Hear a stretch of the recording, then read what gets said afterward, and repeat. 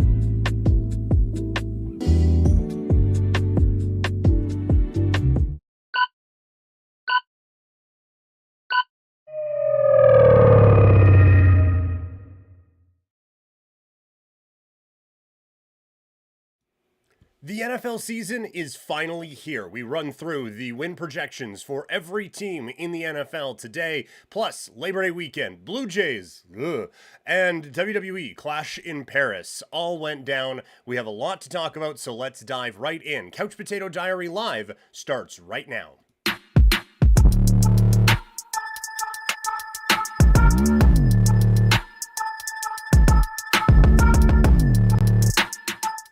Welcome, everyone, to Couch Potato Diary. We are live across a number of different platforms and after the fact, available on podcast and, as always, presented by Sea of Dead. Check out seaofdead403.ca for the great Calgary swag. My name is Peter Klein. Thank you very much for hanging out today on a Monday. We got the lighting a little bit off in here today. Hopefully we can get that sorted.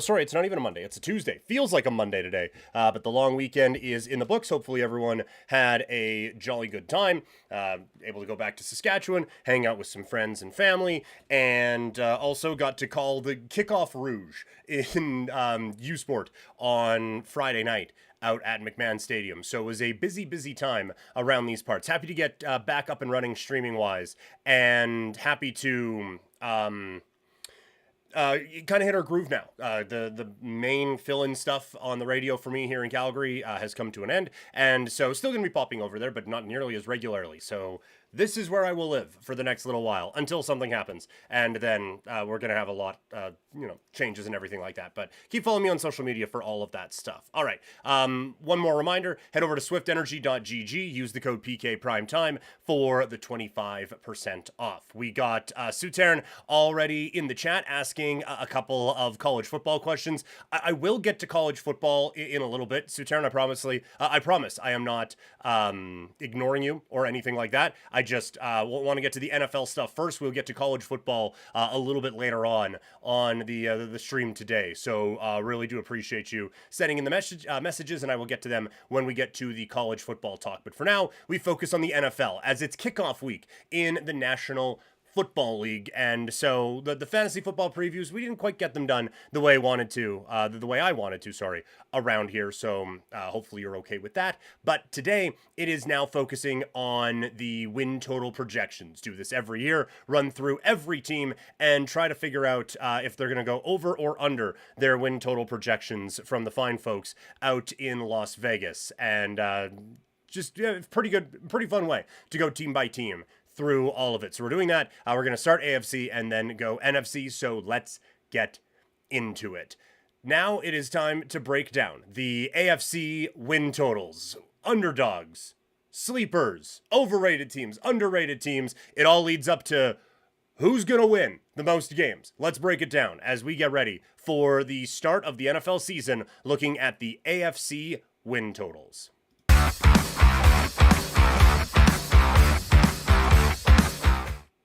So, the NFL season is here, and it is now time to run through each division, each conference, each team, and figure out how they are going to do. Let's dive right in and start with the AFC East. The Buffalo Bills are at the top. Their total sits at 11.5. I think this team goes over that. This is a very, very good football team. Obviously, they have figured out what their identity is, running the football, hammering the ball down teams' throats with a pretty strong defense on the back end to help out with that. I do worry about the coaching concerns there. They do seem to run this team as if they don't have one of the best quarterbacks in the world at the quarterback spot in Josh Allen, and seem to run it a little bit like, okay, let's ease into it a little bit and figure out how we can do that instead of, hey, we have one of the best quarterbacks alive, so let's just roll it with him and see where we can get to. But this is still a team that is so clearly the best in this division. And we talked about it earlier on overrated, underrated, breakout stars and all of that. I think they have a couple of guys who are ready to break out this year. I think that Dalton Kincaid is kind of being brushed with a bit of a bust, pick or bust brush, so to speak. But I do think that he still has a lot that he can offer. And I think people forget that Keon Coleman is now a second-year receiver in the National Football League. So those guys have time to progress and time to grow. And I think they're going to do just that. So I like the thought of these guys going over the total. This one has got a lot of attention on some of the other videos on YouTube, and I would imagine that will continue here as up next, we are going to look at the the New York Football Jets. The New York Jets come into this one with a win total of 5.5. I think this is an easy over for me. I think that this team is set up very well. And I've talked about it before. In underrated teams, underrated players, all these different things. We were all talking last year about how good this roster is and how dynamic this roster is. And all Aaron Rodgers needs to do is come in and basically just not screw it up and everything will be fine. Well, that obviously didn't happen. But I think people are forgetting how bad Aaron Rodgers really was as a quarterback a season ago. And so I think now with Justin Fields, who, yes, maybe it is not ideal, but I still think that he has enough talent that he can get the ball to some pretty good playmakers on this team and take advantage of what is a pretty strong defense on this team as well. I just think people are forgetting how excited we were about the Jets, or how excited some people were. I was not in there, but how excited some people were about the Jets a season ago and how little we thought the quarterback needed to do and how bad that quarterback was last year. I just think we're overlooking a lot of those things. So Justin Fields doesn't have to be an MVP, but I just think he just has to be good enough, get the ball to some pretty good players all the way around. We have Sutern in the chat over on kick.com/primetimepk. He's saying, talking about the Bill Simmons and Cousin Sal podcast. Yes, they were kind of the originators of this. I've been doing it for a while on radio and now here in podcast form. I think this is the third or fourth year that we've been doing this. So yes, no, they certainly are the originators of this one, but there's a lot of people talking about them, so to speak, or talking about that, I guess. But Sutern also saying, you trust in Fields? Bad. I give them 4 wins. Look, he could be just dreadful, right? Like, there is more evidence of him not being good than there is evidence of him being good. But remember, the Pittsburgh Steelers were winning football games when he was under center. It wasn't perfect, it wasn't great, and Russell Wilson was an upgrade over that, but they were still winning games. And that's all I need them to do here is win football games. And I think that they will be perfectly fine. So I like this team going over 5.5. Couple other bets that I think you can look at. One of the reasons I think this team will be good is a significant improvement at the coaching spot. And so with that, Aaron Glenn as coach of the year is plus 900. And I also have the Jets making the playoffs at plus 400. And I think if one of those happens, both of them will happen, you know? So I think Aaron Glenn establishing this new culture, getting the most out of this team, is going to be able to lead them to the promised land and get them to at least the postseason. So I like them quite a bit. And I understand Sutern saying Fields can't throw through giant windows in front of your house from 20 yards away. I understand, I feel like I'm saying I understand a lot. The issue that Fields has had at times is certainly an accuracy one. We know this. I think the offense knows it as well. All the coordinators out there in New York. It's not, oh no, you know what he can do? Just pinpoint that thing down the field. I think you are going to see a lot of utilizing the talents that he has in being a very good runner, in being able to kind of like RPO this thing and some quick passes. Just get the ball in Garrett Wilson's hands. Get the ball to Breece Hall and to Braylon Allen. Get the ball to your playmakers and create some opportunities. So I do feel like this is going to be a team that is going to surprise some people. Absolutely. So yes, I have the New York Jets over 5.5, making the playoffs and getting their coach a coach of the year nod. The New England Patriots are up next. Their total is at 8.5. And now this one, I'm going over on it as well, just slightly. This is one where I feel like Vegas kind of has it right. I think they will be around a 500 football team. They have obviously made some improvements. Bringing in Stephon Diggs will help, and Drake May in another year progression will be good, and the kid they drafted on the offensive line feels like that's the move to make. Plus, you upgrade at coach with Mike Vrabel, and you still have some strong pieces on the defense. So I think there are going to be obviously some improvements here. I will just say, one rookie I don't think is going to fix the offensive line. And I think we are kind of whistling past the graveyard a little bit with Stephon Diggs as a wide receiver.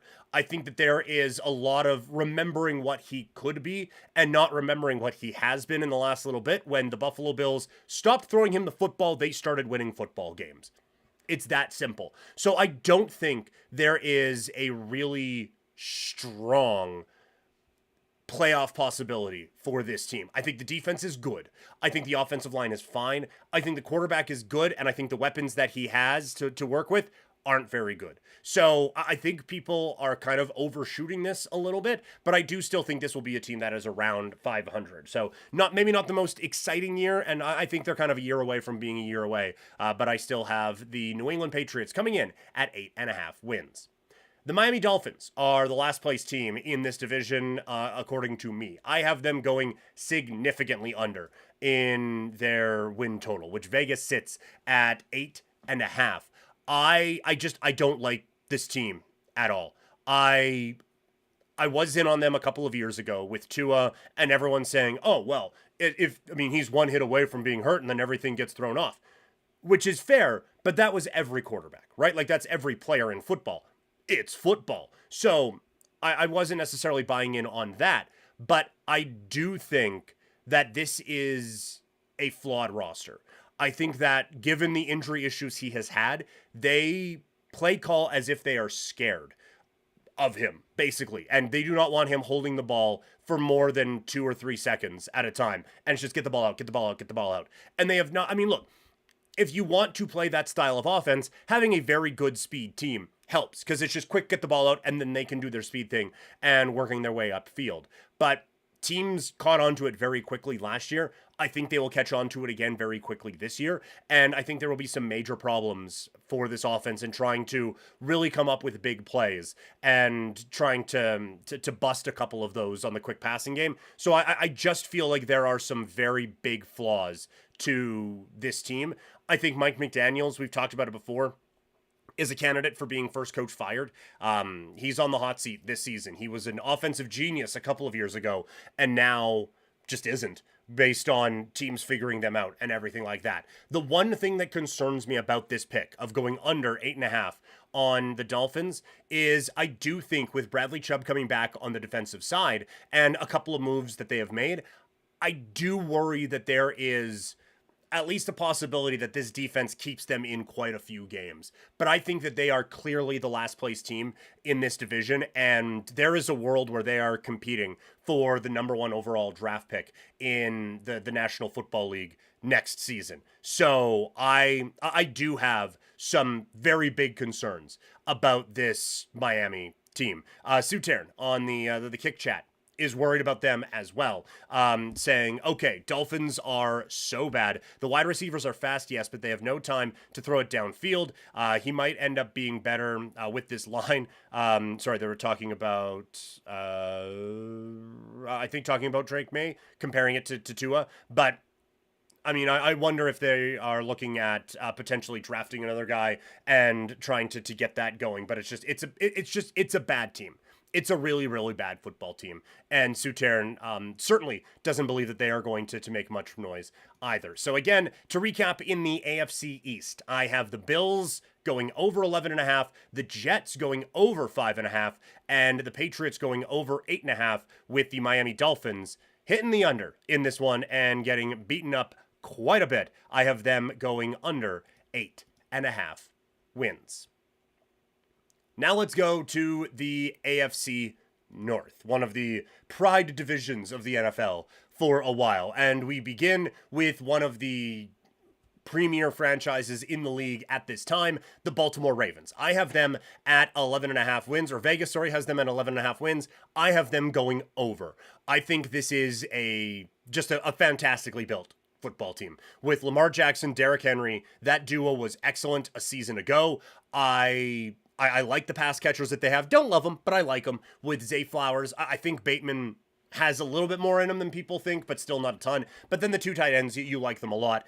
I do feel like another year with Monken at the head of this and figuring how they are going to put this all together. I think that will figure it out, help them kind of figure things out as well. And then defensively, they have one of the best defensive players in the sport in Kyle Hamilton. They are continuously kind of tweaking at a number of different positions. The defensive backs had some issues a season ago. That was a problem for them, but they have a very good pass rush. This is just a very well-built football team, and I think they are miles ahead of everything else on this or in this division at this point. So I feel like the Baltimore Ravens really cruise to a division title here, and I have them going over 11.5 wins on the season.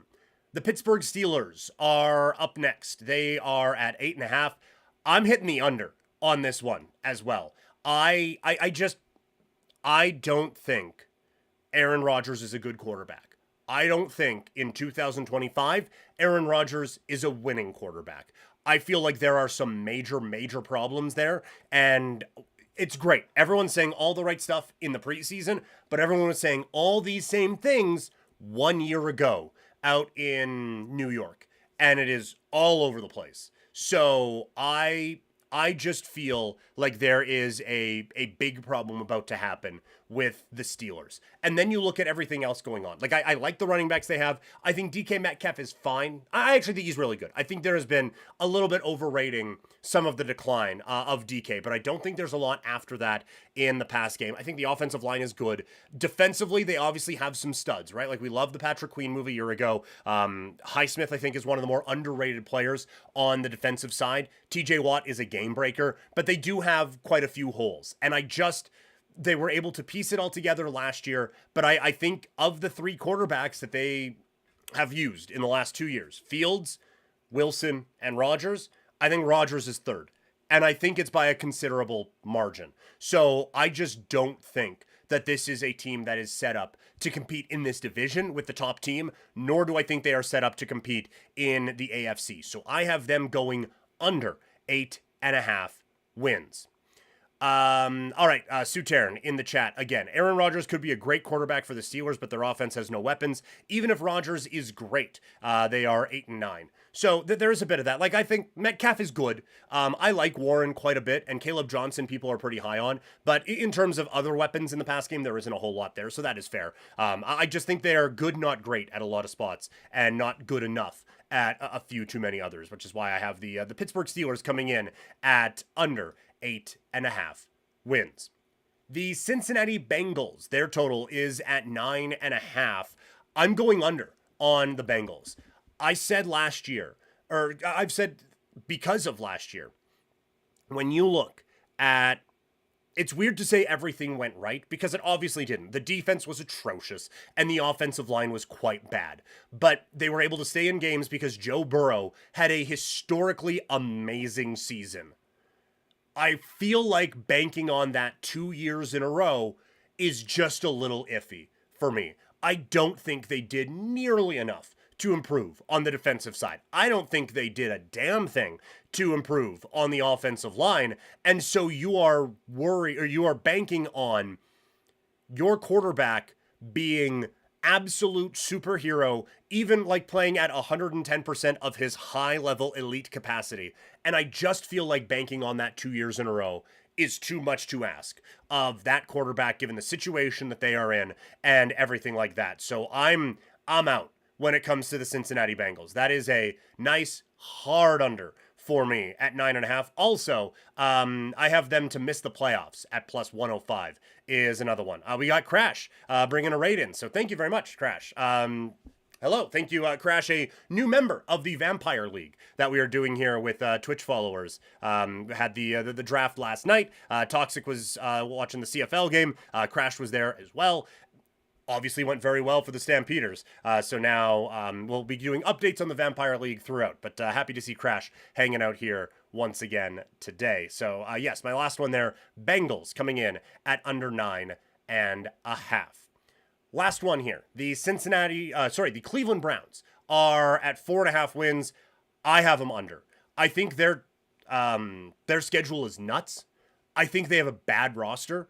And they play in, while I have gone under on a couple of teams, they do play in a pretty tough conference, or a pretty tough division. So there are some issues here for the Cleveland Browns. I have them going under 4.5. I think the quarterback situation is going to be absolutely brutal.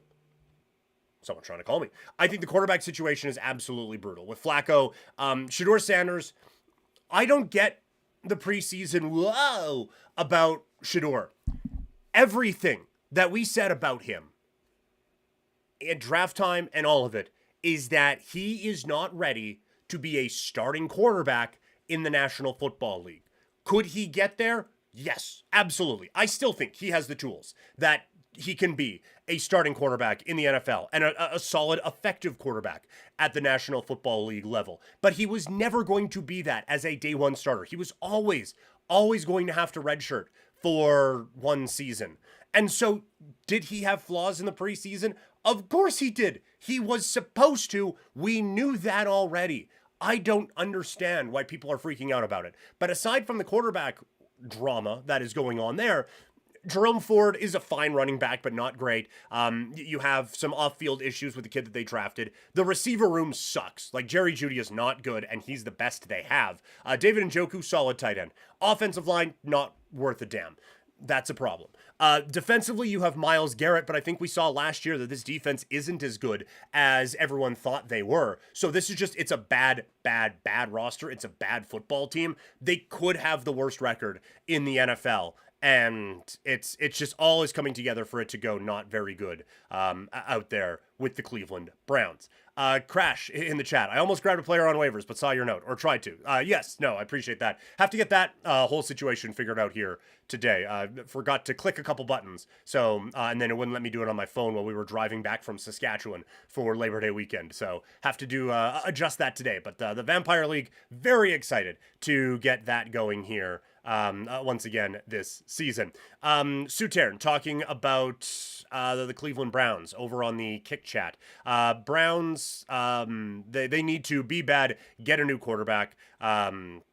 They draft, get good, develop, do those things. So no, I completely agree that there are some problems in Cleveland, and they should be able to draft a pretty good quarterback. This is a pretty good quarterback draft class. So good signs there for them, I suppose. Deeds.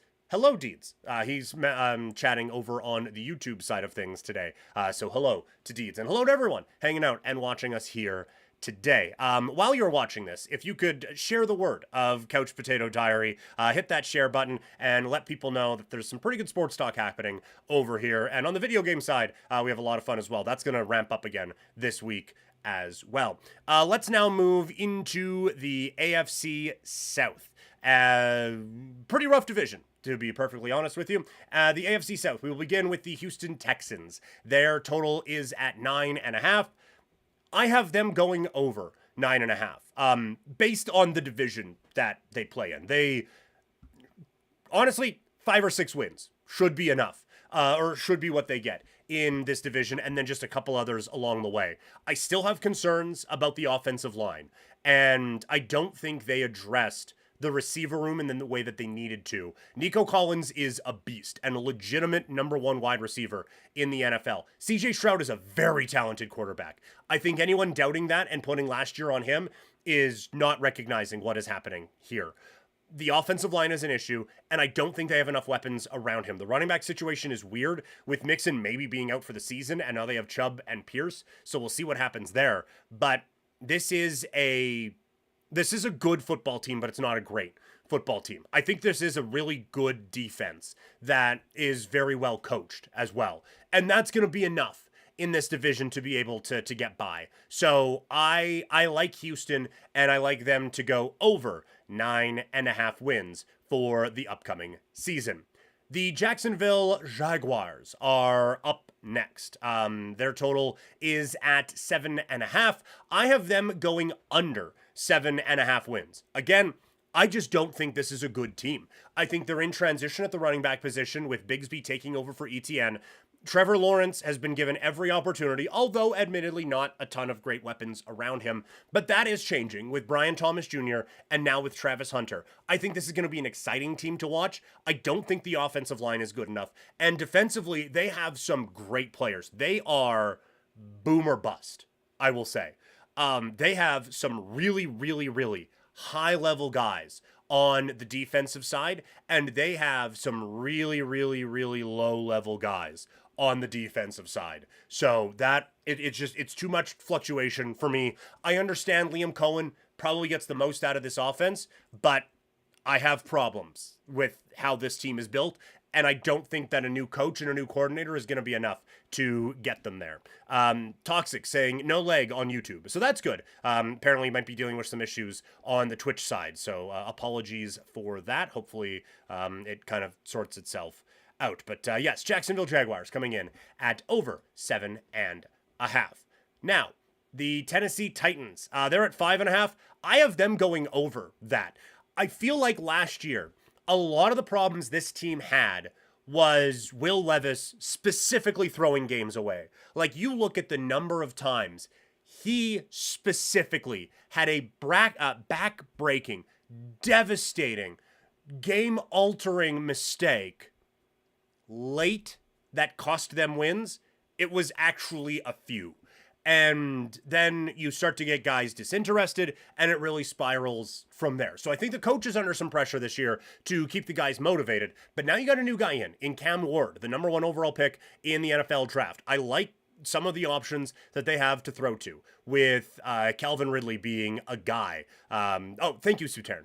No leg on the kick side, so that's good. But to look at Ridley as kind of a number 1, I like Okonkwo a lot as a tight end, and Pollard is a solid running back there. They have Ao Manor as well. I'm probably saying that wrong, but they have some guys on offense, and they really invested on the offensive line over the last couple of drafts. So the offensive line right now, it doesn't look amazing, but there is at least some room for improvement there. And I think there could be actually some steps forward taken by a few of the guys on the offensive line for the upcoming season. So I think that there is some good signs on offense, and then defensively, they just have some solid guys all over the place. And I don't think they're going to win a ton of games because of their defense, but I think when you look at how this team stacks up against Jacksonville, against Indianapolis, I do like how they kind of line up against those teams. So that is why I'm liking it. I am going over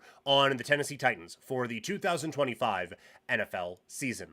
Now, the Indianapolis Colts are up next, and they are under 7.5 for me.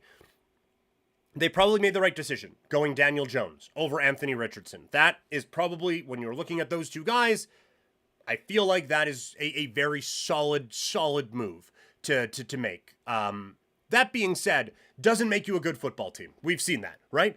And while I do like the overall weapons more with the Colts than I do with the New York Giants, you think of the last couple of seasons, yes, they got to the playoffs a couple of years ago, but then he wasn't able to get elite level offenses with Saquon Barkley, nor last year with Malik Neighbors. And so I like Michael Pittman and Jonathan Taylor, who again, I like.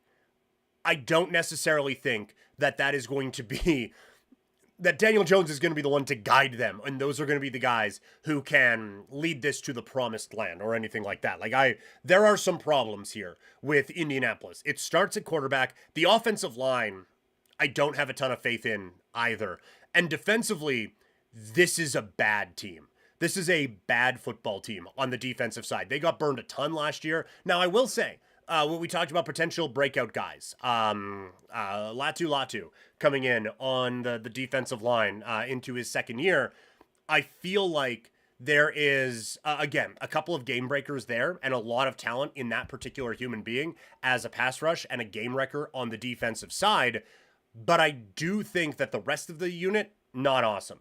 The one thing I will say is that they were very predictable on defense a year ago, and I feel like that was very hurtful to a lot of the players there, and maybe my perception of them. I still think they need to make some improvements on defense, but I do think a new scheme is going to help things out immensely in Indianapolis. I just don't think they're going to be that great against some of these other teams. So I have the Colts under 7.5 for this upcoming season, putting them last in the division. Our last division is the AFC West. Up first, we have, of course, the Kansas City Chiefs. Everyone expecting them to just fall off a cliff. They are at 11.5 for the win total. I still think over. I understand they were absurdly lucky in 1-point games, or in 1-score games, sorry, a season ago. But I feel like, and we have talked about this a lot, at some point, Rashee Rice is going to come back as the wide receiver for this team. And at some point, I think as Isaiah Pacheco is going to break through. I feel like a lot of people are kind of forgetting how good Rice can be because of injury issues and everything from last season.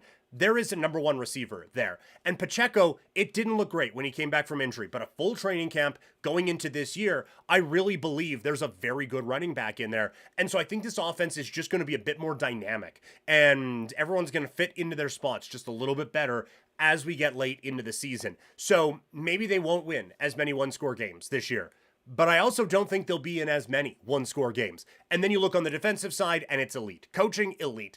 They just have so much talent all over there. So I have to go 11.5. And while these aren't my official picks, I think Kansas City at plus 800 for the Super Bowl is awesome.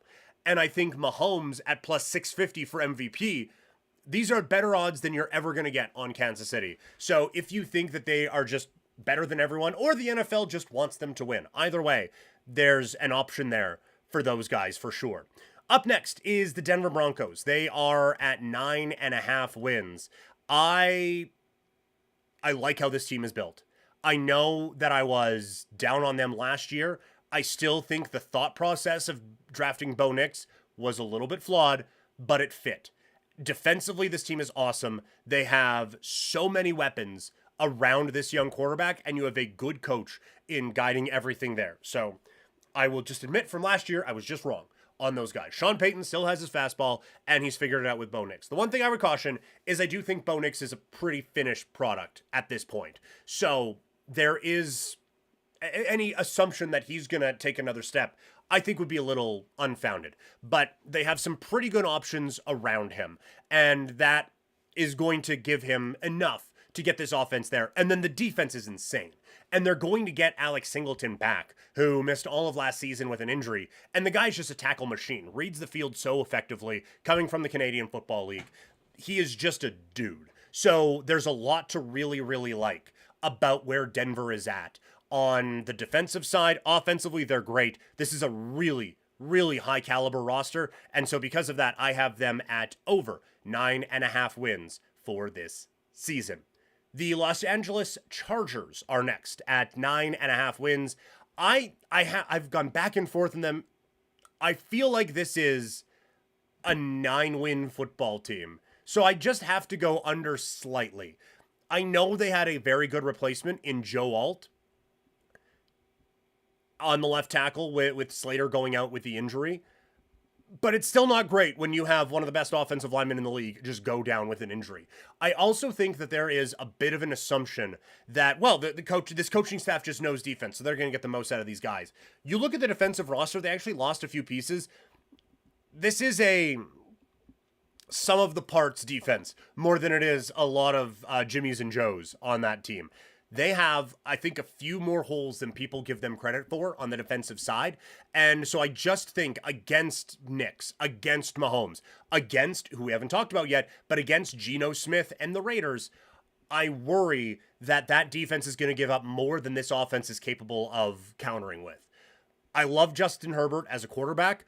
I really like the kid they drafted, Hampton, as a running back, and Ladd McConkey is a really strong wide receiving option. But then, like, tight end, bringing in Keenan Allen, it's fun, but whatever. I feel like this is a 9-win team. I think that maybe a couple of upgrades on defense can help, and maybe a breakthrough or two on the offensive side helps as well, but I just don't view them in that same tier as Denver or Kansas City, so I have them under 9.5 this year. Lastly, the Vegas Raiders. Their total is at 6.5. Last year was brutal, obviously, with Antonio Pierce, Aiden O'Connell, as the quarterback coaching duo, it does not get much worse than that. And so to upgrade it with Pete Carroll and Geno Smith is very strong. This is going to be a better football team. I just don't know if those results are going to show up necessarily in the win column. So I have them under 6.5. I do like what they have done. Like I said, with Geno, Ashton Genty, and Brock Bowers, like there's an offense there. We'll see what's happening with Jacoby Myers. Also, I do think that a couple of the kids that they drafted and some of the young receivers that they have the ability to be some big play guys. Defensively, you obviously have a game wrecker in Max Crosby. But some of the solid guys they had at linebacker, Spillane, Diablo, those guys, gone. And I don't know if they replaced them effectively enough. And then the secondary is brutal. So, yes, improvements have been made for the Raiders. Absolutely. And bringing in Pete Carroll and all of those guys to set a tone, set a culture, that's great. But I don't know how, aside from Max Crosby getting a sack on every play, I don't know how this team gets enough stops to get the other team off of the field to allow their offense to do their thing. So improvements are made. This is a foundation-setting year for the Raiders. Sutern, a Raider fan, but he's saying, I don't believe it. I'm a Raider fan too. I've watched every game this team has played for a long time. This is not a good secondary. There are just too many concerns there for me for this team, so I'm going under 6.5 for the Vegas Raiders this year. Now, let's get into the playoff picks. So, gone through all the totals there. And I guess one more time to recap on some of these. AFC North, we went Ravens over 11.5, Steelers under 8.5, Bengals under 9.5, and Cleveland under 4.5. In the South, Houston over 9.5, Jacksonville, we went under 7.5, Tennessee over 5.5, and Indy under 7.5. And then AFC West, we already ran through the East. Out West, it is Kansas City over 11.5, Denver over 9.5, Chargers under 9.5, and Raiders under 6.5. So now our playoffs are this. In the wild card round, I will say Buffalo as the 2 seed taking on the New York Jets. I have Kansas City as the 3 seed taking on the Chargers, still making the playoffs, even though we are under 9.5. I have them coming in as the 6 seed, and then it is Houston winning the AFC South. They get the 4 seed taking on Denver. From there, I have Denver beating Houston in the playoffs. They play Baltimore in the next round, and it would set up a Kansas City-Buffalo AFC divisional round game again. And I think it goes the same way again. I have Kansas City getting the victory there over Buffalo. Baltimore moving on. Baltimore against KC. This time, I think Baltimore figures it out. I have the Ravens going to the Super Bowl out of the AFC. We'll get to the NFC here in just a little bit. But I do want to remind you guys, if you missed any of it or just want to bring Couch Potato Diary with you wherever you go, you can catch it in podcast form, as the show is available on Spotify as well as on Apple Podcasts or wherever you get your podcasts. So if you're like Sutern in the Kick Chat and you are of the belief that I am going incredibly too fast, just get the podcast there and just play it on half speed. And all of a sudden, I sound like a normal person. So there you go. Just podcast available, like I said. Sutern in the chat has been absolutely going off. Bonix is good. I agree there. Chargers and Raiders, I have to check out. Too close. I don't think they're that close. I just think that the Chargers are a step above the Raiders at this particular time. My concerns are on the defensive side and in that secondary. And yeah, it is not a star-laden defense on the Chargers either, but I think there's a higher quality of player on the defensive side for the Chargers. That's why I have him there. Why I have them over the Raiders. He also said Chargers suck. Not sure why you have them there. Chiefs, a lot of bets to reduce and even miss the playoffs. I'm not buying a fall off for the Chiefs this year. I think they are going to be much better as a team going forward. And I think the offense really does kind of set itself up very effectively. So that was the AFC. What about the NFC? As the defending Super Bowl champions lead a conference again with a lot of moving parts that were moving around even as of a couple of days ago. So, where does everyone fit? Let's figure it out as we go with the win totals now in the NFC.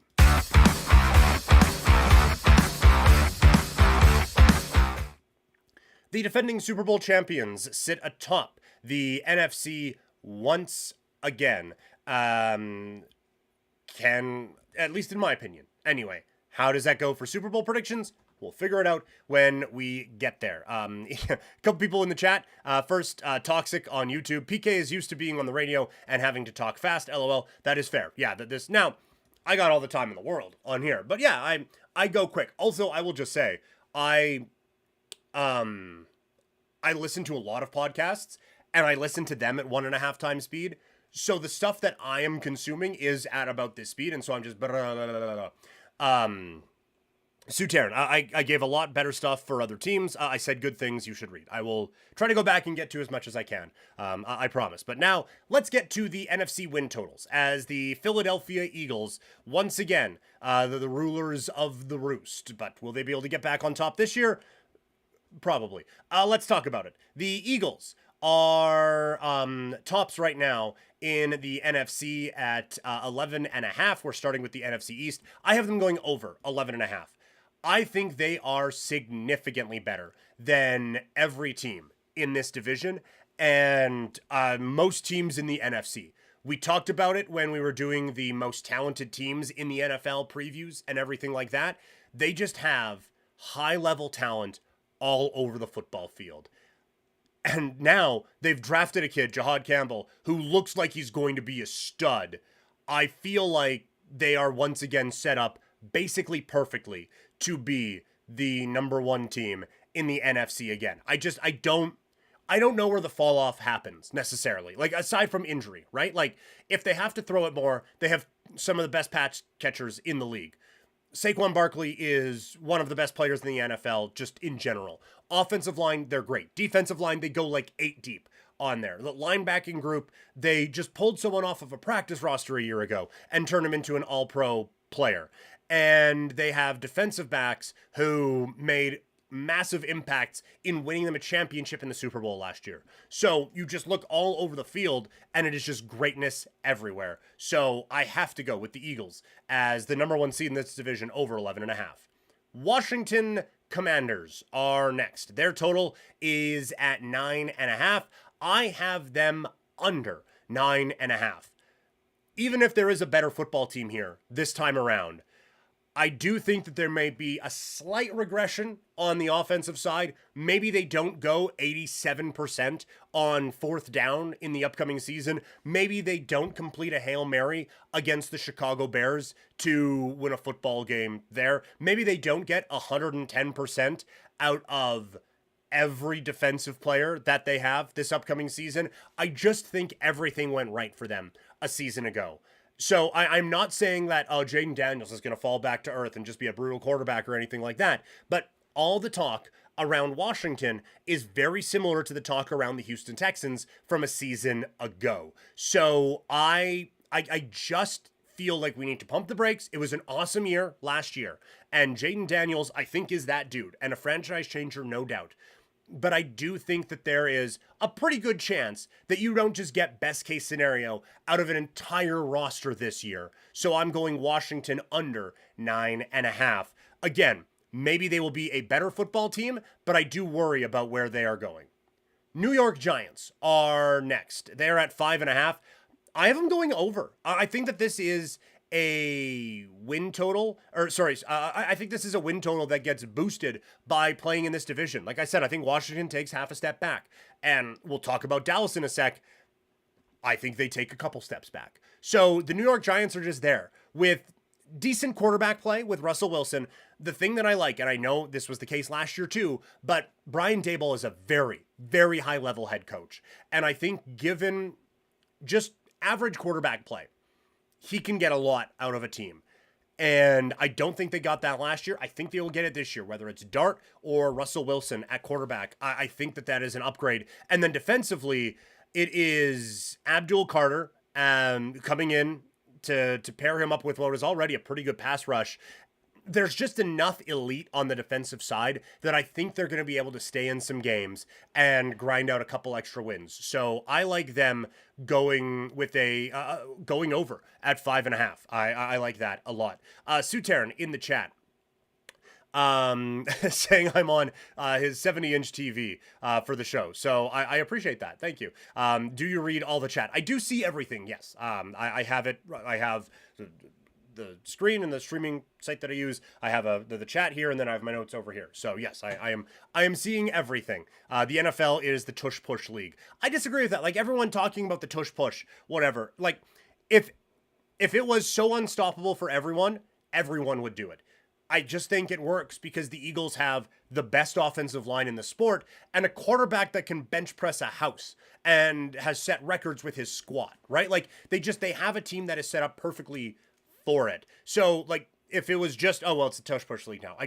I don't agree with that. I feel like the Eagles have it down to a science, but they also just have a really good roster. So they're going to execute every play really effectively. That's where they are at right now. So, yes, long story long, I do say that, or I do read everything in the chat there, Suterin.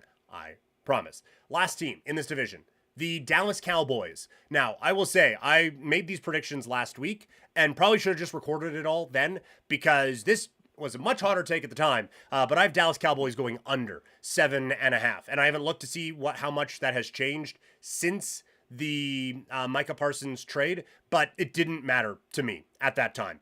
This is a flawed team. You look at last year, yes, injuries were a problem. But even last year, you had Dak on the sideline being caught saying, we're a bad team. They were losing games before the injuries were a problem. Dak is a fine quarterback. They have nothing at running back. They have CeeDee Lamb at wide receiver. And then George Pickens, okay, maybe he'll be better as a number 2, but having that attitude and that kind of a problem on your sideline, I just don't think is going to be beneficial.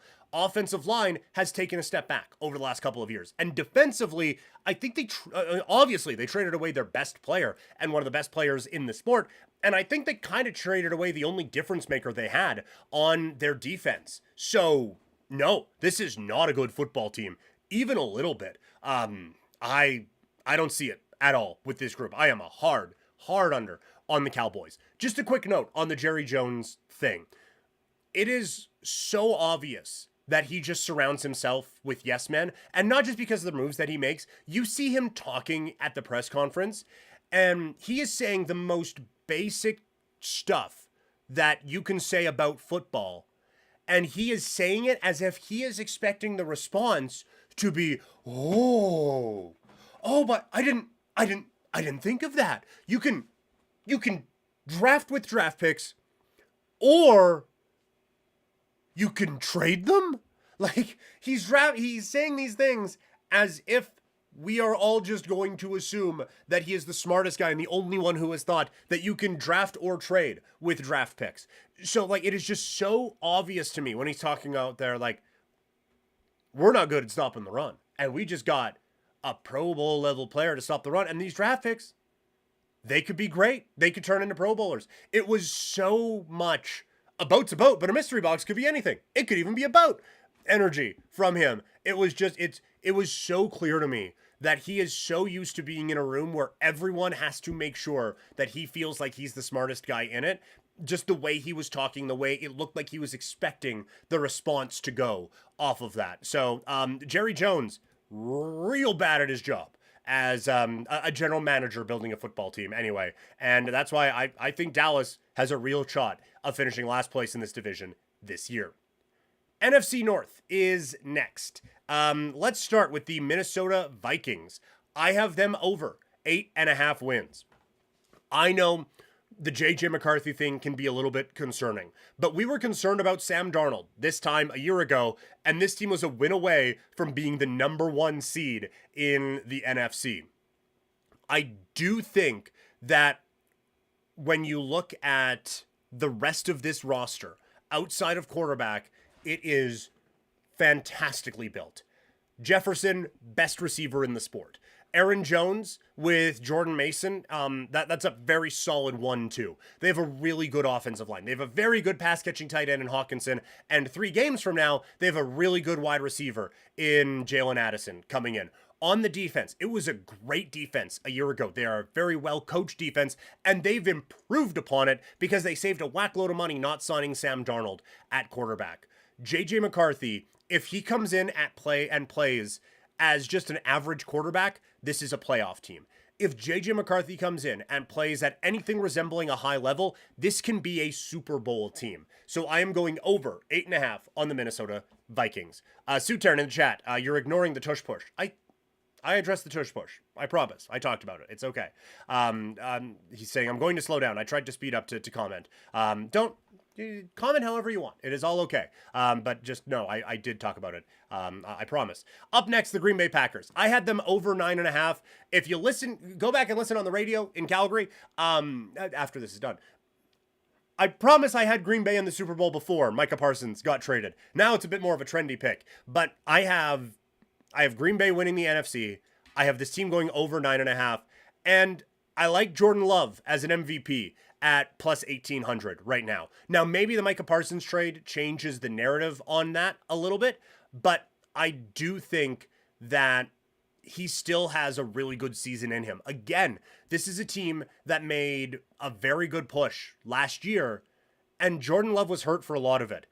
If he can stay healthy with the weapons that they have all over this offense, and now the vast improvements they have made on the defensive side of the football, I don't see why this cannot be a championship level team this season. I do think that Jordan Love is going to have a very good year. I feel like there is a really, really talented quarterback there, and injury issues have kind of gotten in the way, but now, again, with the receivers that he has to work with the support of Josh Jacobs in that backfield, with an excellent play caller and a very good offensive line, and now with a great defense as well, this is a championship level football team. No doubt in my mind it's a championship level football team, so I have them going over 9.5 wins this season. Up next, the Detroit Lions. They have been the trendy pick to fall off this year, and I concur. I have Detroit under 10.5 for this season. I do not like how this is trending. Yes, they have incredible talent all over the place, right? Like Jahmyr Gibbs. People were upset when I said that he was overrated in fantasy football, which, I mean, that's kind of the point of the list. But the one thing I will say, he is not overrated as a football player. I just worry about him as a fantasy option. When you look at David Montgomery joining him in the backfield, when you look at Frank Ragnow, the all-pro center who has retired, Suterin talking about that in the chat, that certainly helps. But the all-pro center that retires with Ragnow going down or retiring, and then losing Ben Johnson as the offensive coordinator, all of those things, I just feel like adds up to this team taking a step back this year. I do think that we forget that Jared Goff has had some issues when everything hasn't been perfect around him. And now you're relying on him a little bit more, and I just don't think that's a good thing. So I do have Detroit going under 10.5 for the upcoming NFL season. Up next, the Chicago Bears. Their win total is at 8.5. I'm going under on it. I do think improvements are going to be made. And yes, it does seem a little hypocritical to say Ben Johnson's gone from Detroit, so now the Lions are going to be bad, but also the Bears are still going to be bad. I understand there's some hypocrisy there. I do like the adjustments they made on the offensive line, and I do still think he has a lot of very good weapons to work with on offense. I just think, again, it's a tough division with Minnesota, Green Bay, and Detroit. Yeah, I think Detroit's taken a step back. They're still better than Chicago. Like, this is a Bears team that could improve and still go 0-6 in this division. It's a tough go for them. So I'm very interested to see what Caleb Williams looks like in year 2. This is not a pick I'm going to click on or anything like that.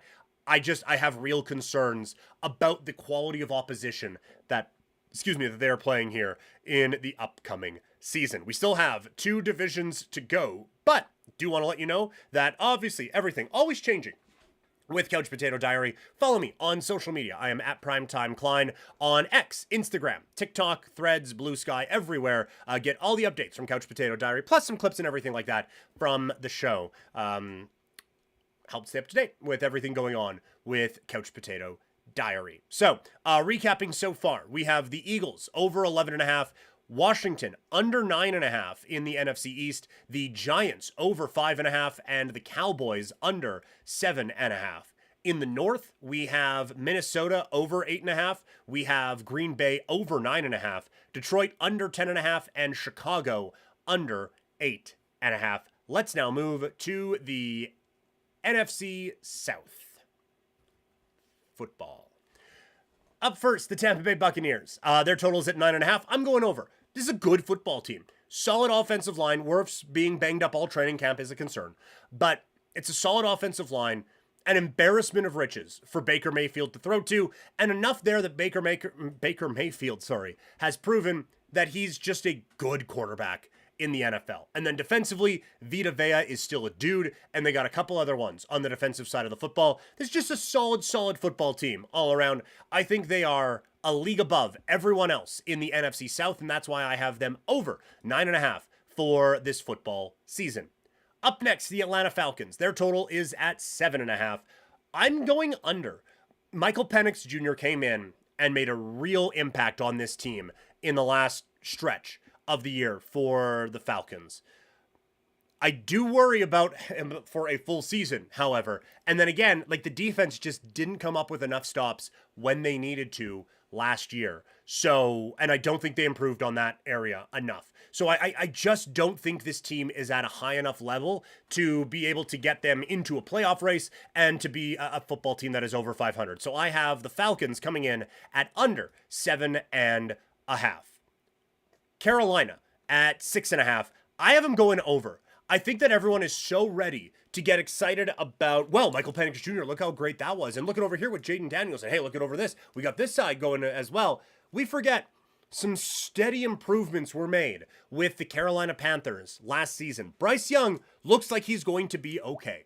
They have now drafted him, Tetero McMillan. They don't give Adam Thielen away if they're not very confident in their receiving room. They have Chuba Hubbard, who established himself as a really strong running back. I have some concerns about the offensive line for sure. Defensively, there's some work to be done, but I still think that there are enough improvements there that, and Bryce Young, now year 3, chance to really take a step forward as a quarterback. I just feel like there are enough internal improvements coming for Carolina with Tetero and McMillan that they're going to be able to take a step forward. So I have Carolina going over 6.5 for this upcoming season. Lastly, in the division, New Orleans Saints at 5.5 under. This is the worst roster in football. They have Alvin Kamara, who is still very good. And that's it. Olave is, but it's such a concern with the injuries and everything there that I just can't with him at this point. Defensively, they're bad. Kellen Moore is, I think, a pretty good offensive coordinator, but it's not enough. They have easily the worst quarterback situation in the league right now. There's no redeeming qualities about this football team. I'm sure they were watching, along with Sutern, the Arch Manning madness that was Saturday afternoon out against Ohio State, and watching all that very closely because they will be drafting extremely high in the NFL draft this season. It's a bad team. I have them going under 5.5 wins. So your NFC South, Tampa Bay, I have them over 9.5. I have Carolina over 6.5, Atlanta under 7.5, and New Orleans under 5.5 wins. One division left. The NFC West. Up first, Arizona. I have them at 8.5. I got caught on them last year. I feel like we still hit with Arizona a year ago. I can't quit this team.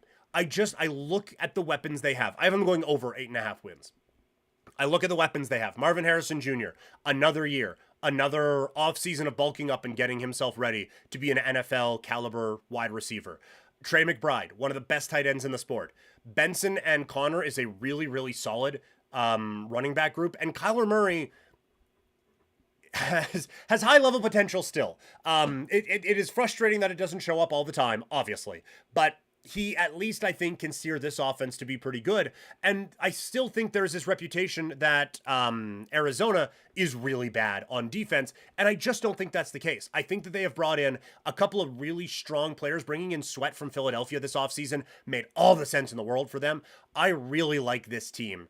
I think that honestly, them at plus 450 to win the division makes sense to me. So I like Arizona going over 8.5 wins and probably winning this division. Next, the San Francisco 49ers, who are at 10.5 wins. I have them going over that as well. Last year was year from hell. Yes, I understand Ayuk, if at all, isn't going to be there for a while. Deebo Samuel has been traded out, and we'll see what happens with Christian McCaffrey. But Brian Robinson Jr. is a really solid backup there behind CMC. George Kittle is still one of the best tight ends in the sport. Kyle Shanahan hasn't forgot how to call an offense. They have a good offensive line, and Brock Purdy is good enough to keep the trains moving on time. On defense, they lost quite a bit, but Fred Warner's still there. Bosa is still there. Like, they still have a good team on the defensive side that I think, and they have the easiest schedule in football, according to Warren Sharp and all the win totals and everything like that. I think San Francisco goes over that total this year. Now, I do think there might be a little bit of fool's gold in that, but I do think they go over the total at 10.5 and make it a pretty interesting race in this division. The LA Rams are at 9.5. I have to go under on this one. Just too much smoke around Matthew Stafford's back all preseason to make me think that there isn't some fire going on there. So I am very concerned about that. Yes, Jimmy Garoppolo, okay backup quarterback, but given how this offense wants to run and given some of the players that they have, I just don't think he is the right guy to lead this one there. The rest of the stuff is fine. Like Puka Nacua, very good wide receiver. Kyron Williams, really good running back, along with Devontae Adams, who is a very good number 2. The offensive line is all right. Defensively, they were young last year. You would assume that a lot of guys will take a step forward. There are pieces that I like on the defense. It all really just comes down to my concern with them at the quarterback position this year. So that is why I have to go under on the Los Angeles Rams. Last up, our final team in our win totals, the Seattle Seahawks. I have them under 8.5 wins. I really feel like we are all forgetting what made Sam Darnold good last year, what made this team passable last year, and what has happened this entire offseason. Yes, they brought in Sam Darnold, and yes, he was the quarterback of a team that was almost the 1 seed last year. But as we talked about, that roster was elite. That's not this roster. Kenneth Walker is a good running back, but he gets banged up a lot. Now, you have Charbonnet, who can fill in behind him. Fine.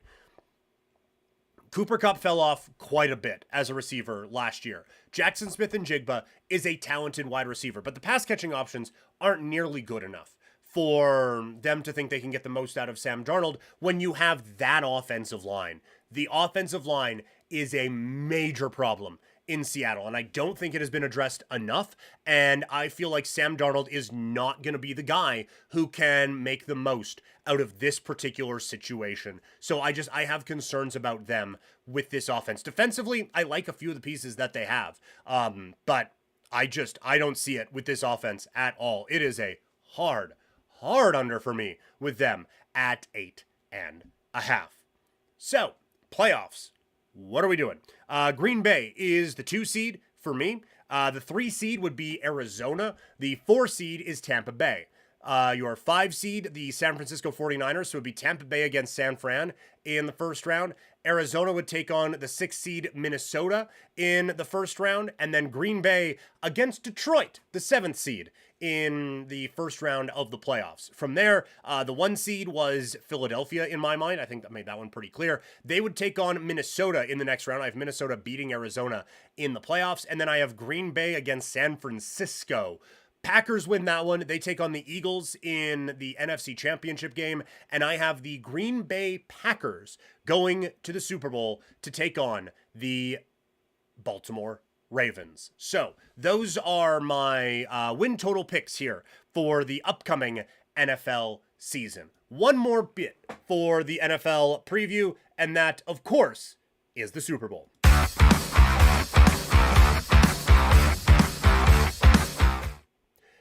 Super Bowl champion Philadelphia Eagles. I don't know if a lot of people were predicting that at this time last year. So, what are we predicting this year?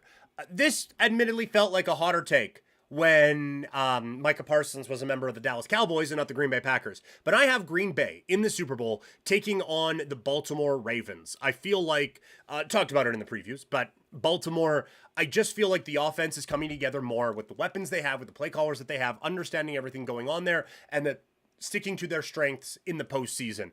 With the Packers, they just have so much talent, and they just have so many guys that Jordan Love can go to. I feel like he takes a step. They have a strong running game in Josh Jacobs, and they have a fast, terrifying defense. I like Baltimore a lot, but I just feel like this defense would be an incredibly bad matchup for the Ravens when you look at the speed that they have to be able to try to limit Lamar Jackson and then still be able to do what they need to do as a secondary behind. So it is what it is, but I have the Green Bay Packers winning the Super Bowl for this upcoming season. So those are my predictions. Sue Taryn was active in the chat. That has slowed down a touch. But let me know what you guys think in the chat, whether it's YouTube, Twitch, wherever. Let me know what you guys think of my Super Bowl pick for the NFL. Time now to go to 3-down football. Everyone says that the season doesn't officially start until Labor Day. Well, we had one hell of a start to the season then, as Labor Day delivered in ways that only Labor Day can. Let's break it all down as we run through the biggest week of the CFL regular season.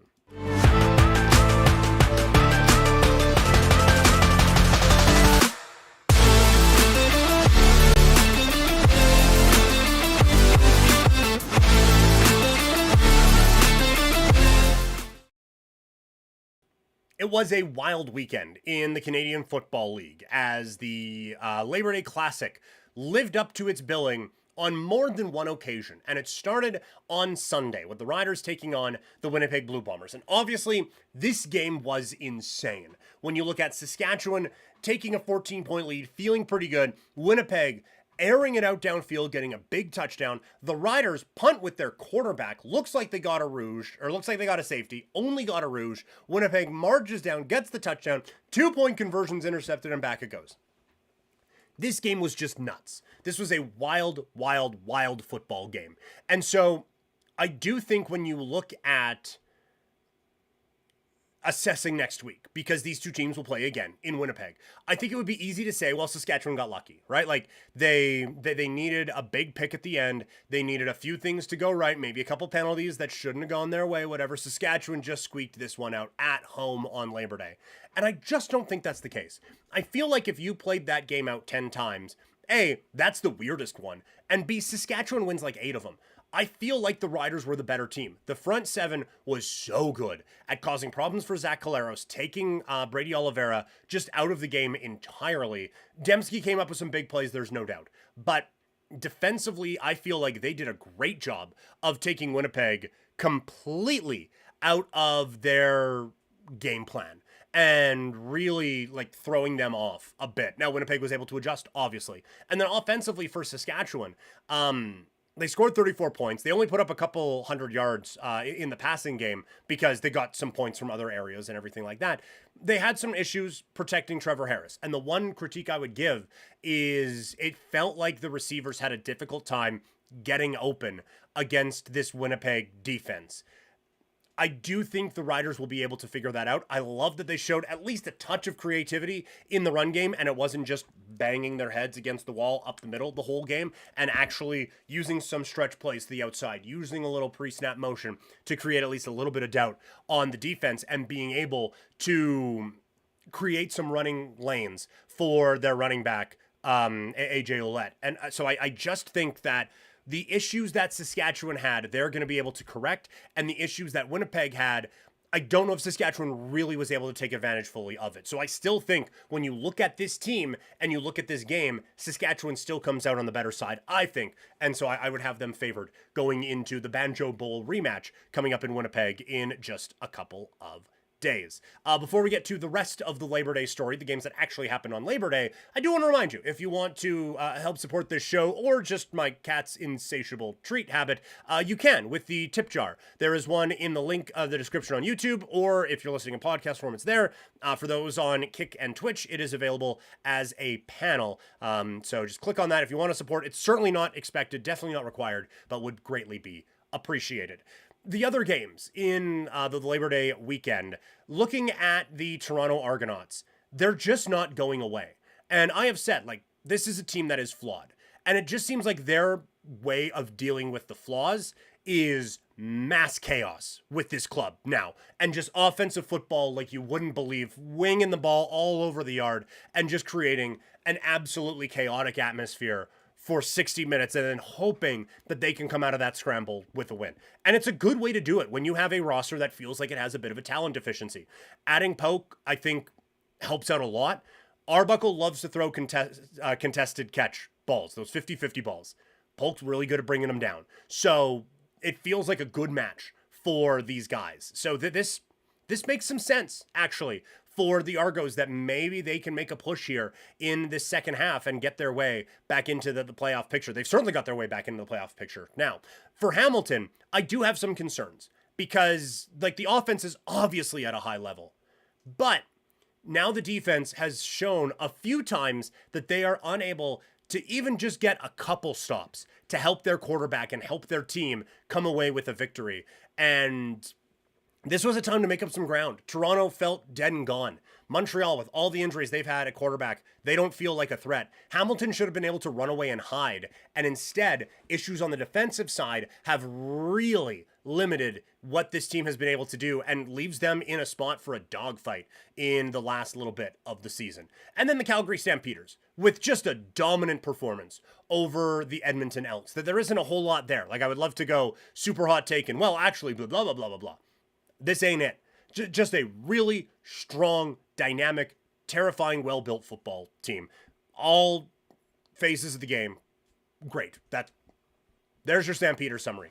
On the Edmonton side, this one's a setback for sure. They did everything they wanted to Cody Fajardo. Now, I will say, because one of my notes is, Trey Ford time. I don't think we're at that point. I think maybe you probably could have brought him in a little bit earlier in that game just to give a bit of a different look and give him some experience against a really good defense out in Calgary. Cody Fajardo still, like I said before with some of the NFL teams, he keeps the trains running on time. Like he is out there moving the ball really efficiently and helping this team play an actually high level of offense. It's just Calgary's that much better. And so that feels very defeatist to say, but I've said it about how Saskatchewan played against Calgary. I've said it about other teams as well. Calgary plays like that. There ain't a team in the CFL that's beating them. So I think that is one where you kind of just got to tip of the cap. Appreciate you guys. We'll see you next week. And then be very happy that we won't see you again for a little bit because it's just, they were just that good. So I don't think you can put it on Fajardo or anything. It is just the Stampeders are a better football team right now than the Edmonton Elks. So tough for Edmonton on that one. But plenty of more CFL coverage to come on the live stream and in podcast form throughout the week. We do have some wrestling talk coming up in a little bit as well. If you are here for the wrestling, I want to remind you that there is a podcast from Couch Potato Diary called The Living Room Lariat. I understand that not all wrestling fans are sports fans. So to sit through a bunch of football talk and baseball and all that, it maybe isn't your cup of tea. So Living Room Lariat is where all the wrestling content is going to go. We'll still have wrestling on Couch Potato. If you like all the sports and wrestling too, it's going to be there. But if you only want the wrestling, all the stuff is going to go into a nice tidy podcast on Living Room Lariat, plus some bonus stuff that won't be heard on the original podcast. So check that out wherever you get your podcasts. The Toronto Blue Jays have a problem, and it's coming up at a really, really bad time. So let's talk Blue Jay bullpen problems.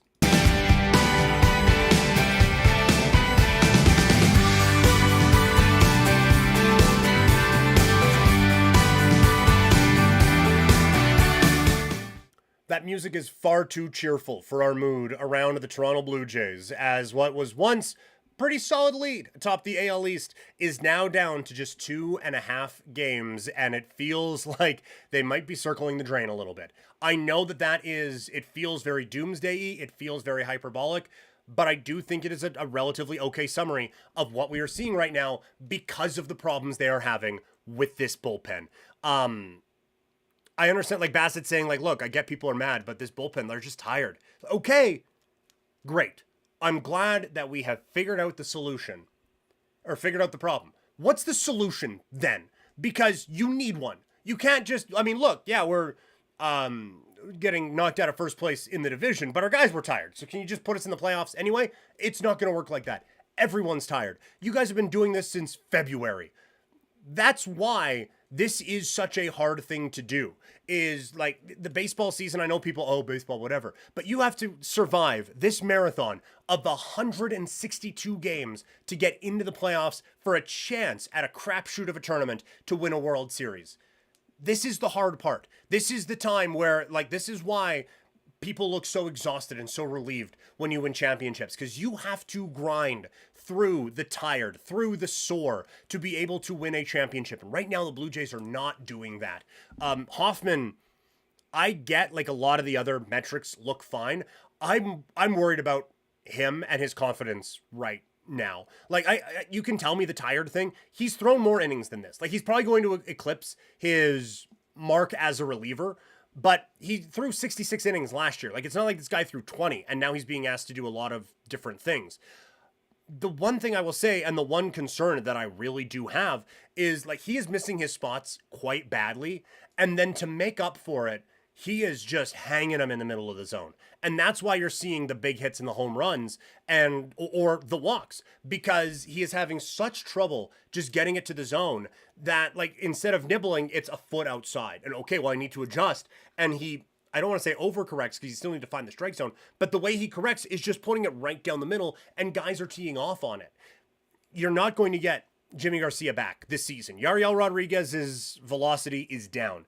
Little has really been able to get the most out of not a lot and get himself out of a lot of jams this year, and he wasn't able to yesterday. And so again, not to harp on it, but this is why I wanted excess at the trade deadline for the Blue Jays. Because, like, it's great to, in your head, Varland, Dominguez, Hoffman, shut it down, 7, 8, 9, that's great. That's best case scenario. You cannot plan for best case scenario at the trade deadline. You are trading for guys based off of what bad things could happen that we could fix. And one of them is the bullpen sucks. And just add a few more arms to take some of that pressure off. I get a few of the other high leverage arms haven't done very well either across baseball. Helsley, Duran, everyone with the Yankees have all had some issues. But this was something they could have fixed. And I don't think they did enough to do that. And now I don't know what you're confident in. Because the option that is going into the bullpen from the starting rotation seems like it's going to be Lauer, and he just got beat up after missing a few days and not being in his regular routine. There's no routine in the bullpen. So is that going to be the big fix? I don't know where the fix is coming from. Tired, that's a good explanation and probably accurate. Tired's the toughest to fix. If they were just bad, I can fix bad. We can coach that out of you. Tired, they're not going to sit Hoffman for 2 weeks now.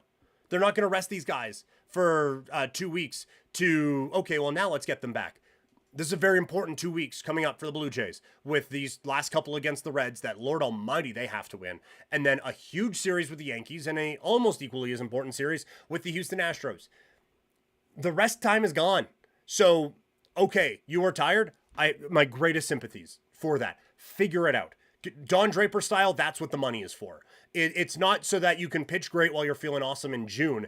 It is so that when the weather gets a little bit colder and the games mean a little bit more and you're tired because you've been doing this for 8 months now, you still find a way to be your best. The Blue Jays haven't been able to do that, and that's been a problem. One thing that has also been highlighted by all of this is the bats really need to wake up. Like the other day, Hoffman blows the save, but he blew the opportunity when the Jays had 1 run in the game. And they got 3 in the 9th the other day after getting 1 the rest of the game. It's just not happening for them right now. Offensively, like they're getting a couple guys getting a hit, but like aside from Bo, who's having some pretty big days, you're not getting like, okay, and Springer's 2 for 4, and now Kirk's 2 for 4, and Bo is all this. It's like one guy will get 1 hit, and then it's not. They're not putting those big chunk innings together the way that they were earlier before, where everyone was kind of playing at their best case scenario, which again, not to harp, but is why I was saying we need some more bats here at the trade deadline, because you are getting best case scenario out of Lucas and Clement and Clase and Jimenez, both of them, and Barger. And now Barger has really cooled off. You need to get that guy out of the 2-hole immediately. The Clement is obviously banged up, and that's not clicking as well. Lucas, a few of the home runs are now flying out to the warning track. Like, some of the regression has started to kick in, so now you need to really step up in a big-time way and get the other big guys too. Toxic brings up Vladdy. We'll talk about him in just a second, but I do want to remind you that we are streaming on a few different platforms today, including on twitch.tv/primetimepk. The next video game stream is going to be tomorrow at 10 a.m. Why not? Let's do some Blue Jays stuff on there. We got a couple of seasons we really need to wrap up, so we're going to do Blue Jays on the video game stream tomorrow at 10 a.m. Toxic in the YouTube chat. Vladdy has been struggling big time. That is accurate. I don't think he's healthy right now. Like the stretches at first base and getting him getting a couple of those highlight reels, and then he gets hurt for a few days. I don't think that hamstring is right. I see him at the plate. You see him fielding. You see him running. That hamstring is not. It's not there. You're not getting the same kind of explosion out of it. It's a lot more of the upper body reaching on those swings. The lower half is not getting utilized as much when you are seeing him up at the plate.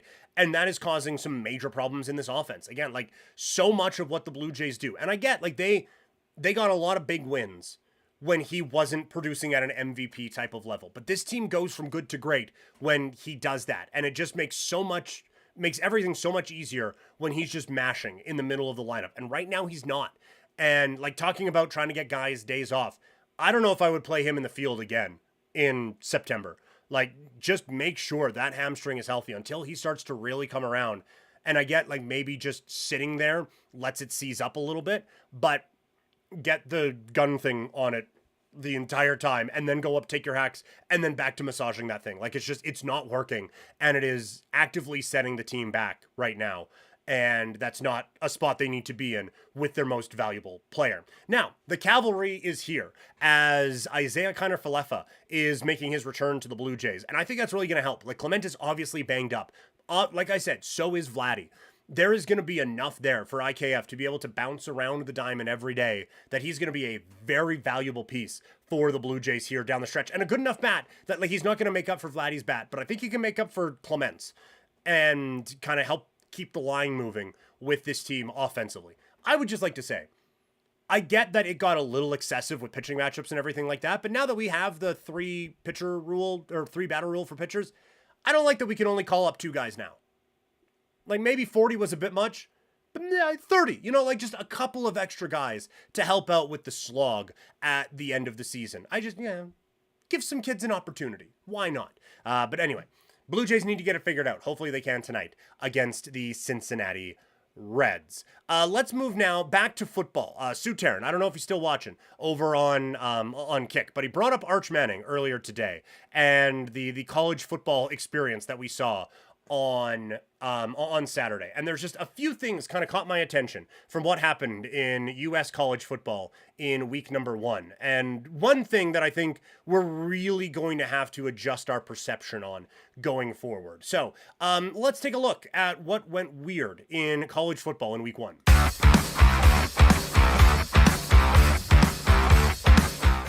College football season brings a lot of hype and a lot of attention, and then the first game happens and a lot of panic. So, what are people panicking about in college football? I want to go back early on in the chat. Suterin asking, is Alabama done? Is Arch a 5th round pick? Sports today talking about UNC, is Bill Belichick a fake, and should UNC look to fire him already? I get, like, there's a lot that we could potentially react to. On the Alabama side, are they done? No, like, they're not cooked. I like that now with the playoff, and it's expanding too quickly, but with the playoff, one loss isn't killing you anymore. And it does take away from some of the drama of the season and some of the reactions and everything like that, but it is also allowing teams to work on a few things and figure some things out early in the season and take on more difficult games than they probably would have to start the year. Not everyone, like Penn State against John Bender's alma mater with Nevada, beat the tar out of them, but Nevada-tude covers.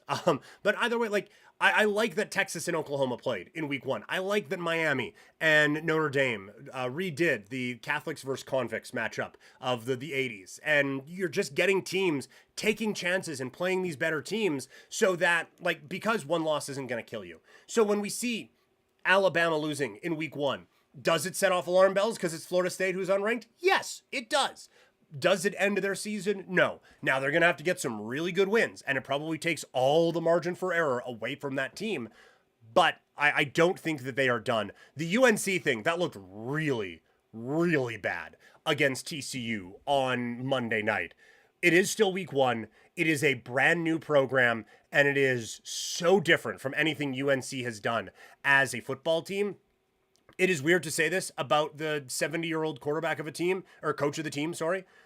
This is going to take time and it's going to take patience. And I don't think it's going to be a one-year thing to bring in the Patriot way to the North Carolina Tar Heels. But the talk of Arch Manning is where I want to kind of pump the brakes a little bit. And I know, like Suterin from chats before, I don't think he's the biggest on Arch Manning as a number 1 draft prospect, but I don't think that he's going to fall Shedeur Sanders style or anything like that. The thing with Manning is that obviously all the gifts are there, right? Like he can throw a hell of a deep ball and he is really athletic and has very good mobility as a quarterback. But the stuff that he had problems with was some of the anticipation in the mid-range game and some accuracy problems on short to mid-range throws as well. All of those came up in week 1. And like, I understand we want a perfect finished product and everything like that, but everything we thought he would need to work on, he still needs to work on after one game. It wasn't all just going to go away with a training camp, and because he has now been bestowed upon as the starting quarterback with Texas, facing the defending national champions. I just don't think that there is a real need to just panic and say, oh, well, they're screwed. Oh, well, they're hooped. Oh, well, he's actually just, it's just wasted potential. All of that, complete waste of time. It's not that. It's a kid who hasn't had a ton of experience going out there and showing he needs more experience. And again, like they were competing for national championships a year ago. If he was better than Quinn Ewers, he would have played. If he was this superstar right away, he would have played. I don't think it means he's not going to be a superstar. It just means he's not one now. And I think with a lot of the physical gifts that he has, with the background and intelligence we presume him to have, and a pretty good coaching staff around him out at Texas, it's gonna get figured out. There's some figuring out that needs to be done. That's what we have established. And I do think that it's an interesting test case for this new world in college football. And we'll get to that in a second. But I do want to ask if you could share the word of Couch Potato Diary and share this video with your friends and like 2 people you don't like, just to throw them off a little bit. That would be fantastic. Really trying to grow the program here with Couch Potato Diary. Arch Manning is trying to do the old school system in the new school world. And I think last week we saw why that may have been a mistake. And I think it really does show how we need to change how we talk about some of these things. Because, like, the discussion about the transfer portal and NIL and all of that has always been, well, now you just got no loyalty to the programs anymore. And no one is just, you're not going to have that 4-year starter. You know what it is? No one wants to work through adversity. And they just don't want to have to earn their way to the top. They just want to bounce around and just be able to play all the games and not earn their way as a starter. And then Arch does that. He sticks to Texas. He could have had mucho offers everywhere, but he sticks to Texas because he didn't want to start right away. He wanted to work his way up. He wanted to do it the old school way and earn his way as a starter after grinding his way as a freshman and sophomore and all of that. And then he comes out in week 1 and we're wondering why he's not a finished product, because he hasn't done the regular path that would make him a finished product. He is kind of just starting now. So was some of the hype maybe a little excessive on him? Probably, yeah. Is he going to be the number 1 overall pick in the draft? I am kind of the firm belief now, after watching that and just kind of figuring this take out, I don't think he's coming out of the draft at all, personally. I think there are enough high-level quarterbacks. I think he's going to stick around and really try to refine this game for another year. But this is something that I've kind of been stewing with college football for a bit, where we talk about no loyalty. None of these guys want to earn anything. All they want to do is just go start. They don't care where. They don't care for what program. They just want their playing time. They don't care about their teammates or anything like that. But if you go to the NFL with less than 3 years as a starter, and heaven forbid, if you go into a game that is the first one that you've started after redshirting for a couple years and not starting for a couple of years, and you look even 1 ounce not great against the defending national champion, well, fuck you then. And you're not doing anything. Like, I don't get how we can do both of those things. I don't get how we can talk about wanting these kids to do the traditional quarterback thing where you redshirt and then you learn behind a couple of veterans and then you get a couple looks in a game you're winning by 100. And now there's this and now there's that. And now you are in this spot and you get to play these games and then you get 15 of them. And then we get to the NFL and it's, well, yeah, you only played a little bit, but look at those games that he had at the professional level. We can't get rid of that one and go to this system where we're upset that people are bouncing around from team to team just to get opportunities to play and then criticize the kids who didn't get a chance to play. It probably would have made more sense for Arch in his development as a quarterback and his development as a prospect to go play at different places for a couple of seasons, right? Like to go off and go to SMU, throwing pens all over the place. Go to SMU for 1 year and then come over to Texas A&M. And now, okay, it's year 3. I wanted to be a guy at Texas. I'm going to Texas. Now I'm a Longhorn and now I'm a finished product. But he didn't want to do it that way. And everyone applauded him for it until the second it started to go bad. And now it's, oh, well, he's a bust. Just, yeah, there's nothing there. Nothing, not a winner. No, can't do it. He did everything the exact way all the old school people wanted to, and they are still getting on him because he's not the finished product of everyone around him who has gone with the new system. So just some food for thought on the college football landscape as we get into week number 2. A reminder, you can bring Couch Potato Diary with you wherever you go in podcast form. Check us out on Spotify or on Apple Podcasts or wherever you get your podcasts. It's been very sportsy so far. Let's get into a little bit of the wrestling as WWE was off in Paris for a clash that led to some interesting results, if not a very interesting show. Let's talk about WWE's Clash in Paris.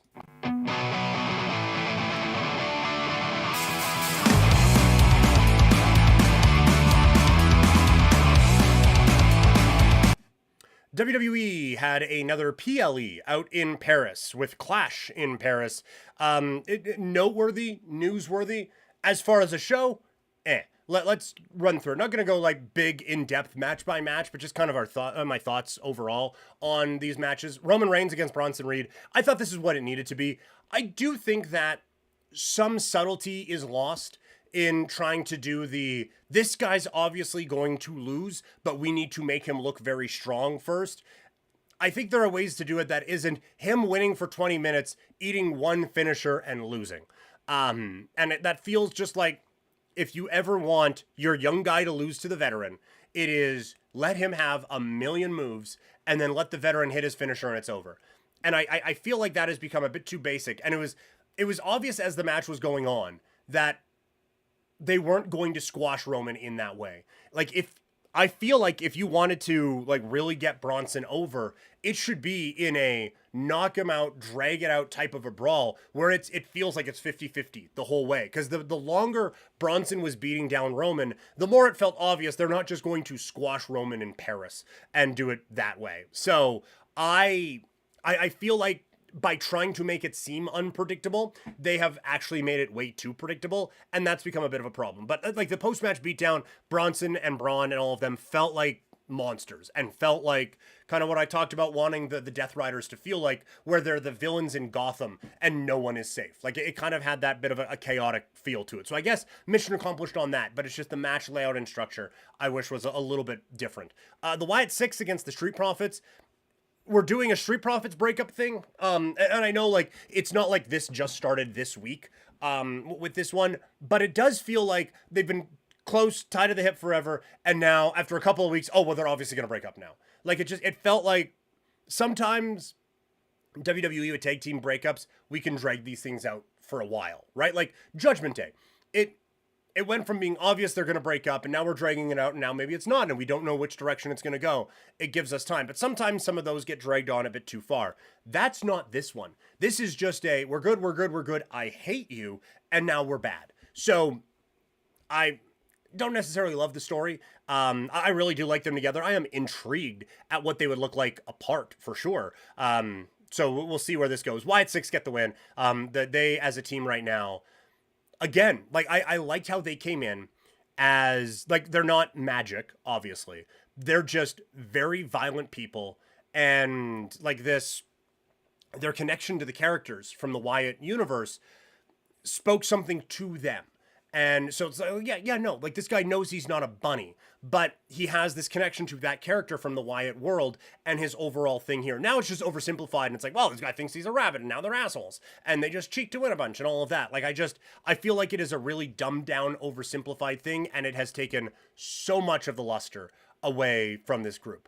Becky Lynch against Nikki Bella. Toxic messaging in on YouTube. I didn't watch it, but heard the Nikki Bella Becky Lynch match was really bad. Yeah, no, it was. Like, some of the, like, the hitting on the desk, and just the like, I'm not saying hit your face on it, but there's a way to do it where it doesn't look obvious to everyone that we're not watching a real fight. And it just felt like so many of those things there. And look, like, Nikki Bella, legend, all of those things. I've never been a fan at all. I don't think the in-ring ability has ever really been like that has never been her thing, right? It's cool that she gets to come in and have matches with a few of these names in their prime and all of those things, but like, she was never the, oh man, what an amazing wrestler and all of that, right? Like, even when they're doing the give the divas a chance and they're kind of at the center of it, it was more just like, give them a chance in general, not, well, they are just these, Nikki Bella in particular is this fantastic in-ring performer. We have to get this. I've never got it with them. I feel like the promos are very robotic and really forced, and very obviously not authentic, I guess. And the matches are really clunky and blah. And that's what this was. And then it's just another quick out of nowhere finish for Becky, which I guess does kind of build up some of the suspense of it. And I do like that at times. It's becoming a little bit one note with that. But yeah, no, this was not a very good match. And I'm not exactly clamoring for Nikki Bella to come charging back at any point here in the next step of Becky Lynch's evolution. Make sure you follow me on social media for all the updates on everything going on with Couch Potato Diary. Check me out on Instagram, X, Threads, TikTok, Blue Sky, all the places. I am at Primetime Klein. Rusev against Sheamus. It got a "this is awesome" chant. This one really dragged for me. And I felt like each match basically was about 5 to 10 minutes too long. And that's like, I watched this morning and fast forwarded through a lot of it. This was a 3.5 hour show with 6 matches. And I don't think any of them really got to a fast pace to really get people going. Like, Cena and Logan Paul, I guess, did in the main event, had some of it, but this match really dragged for me. And it felt very early 2010s WWE, right? Like, it felt like that show. You have Nikki Bella, you have John Cena, you have CM Punk, and you have a brawl that is very stereotypical with a bunch of things all around the ring and a big plundering whatever. So, okay, I hope the feud is done and we can elevate both of these guys and just get them out of their own way, but this one didn't do it for me in the slightest bit. John Cena against Logan Paul, it felt like a tribute match where, like, Logan Paul hits a zigzag. You're getting a Styles clash. The Cesaro throw him up in the uppercut. It is another one where Logan Paul loses, and throughout most of the match, they're talking about, man, I've earned so much respect. Look how close he is with John Cena and all of that. John Cena gets the win. Like, it was fun. It was a bit spammy, and it very much felt like you created 2 characters in the video game and just gave them everyone's finishers as all of the moves and just put on a show that way. So it was fun. It was probably exactly what it needed to be as a John Cena match in 2025. And then the main event, Seth Rollins, CM Punk, Jey Uso, and LA Knight for the World Heavyweight Championship. The big moment of this is CM Punk looks like he has the match won with Seth Rollins up in the go to sleep. A mysterious hooded figure comes in. punches CM right in the punks and helps Seth Rollins get the win with the curb stomp onto the chair. It is revealed afterward to be Becky Lynch, who is now, I suppose, joining the Vision. So this felt like the move to make. They've referenced each other enough, and now there is the obvious thought that in Chicago on Friday, AJ Lee is going to come back and we get that kind of dream match that we've been waiting for a while with CM Punk coming back. I feel like as long as we've been waiting for that, we've been waiting for AJ Lee to return. Because she was, like, talking about what Nikki Bella wasn't as an in-ring performer, AJ was. And to see where the women's division has, pardon the pun, but to see where it's evolved and to where she would be able to fit into all of it would be very, very interesting and very fun. So hopefully that is the direction. But like, Seth winning is not overly unpredictable. This show wasn't great. A lot of people mentioning online the pacing of it all. It was 3.5 hours. And like, you get big long video thing for everything. And I get like there's different commercials and everything with Peacock, which isn't the last one with them, and all of that. But this dragged. This really did drag. I don't think any of the matches are all that worth going back to watch. You watch some TikTok clips, you'll probably get it all. This wasn't it. This felt like a house show in Paris that we just had English commentary on. Crowd was great. Crowd was loud. They got nuts for John Cena. They did all the chants and everything like that, but this wasn't much of a show, that's for sure.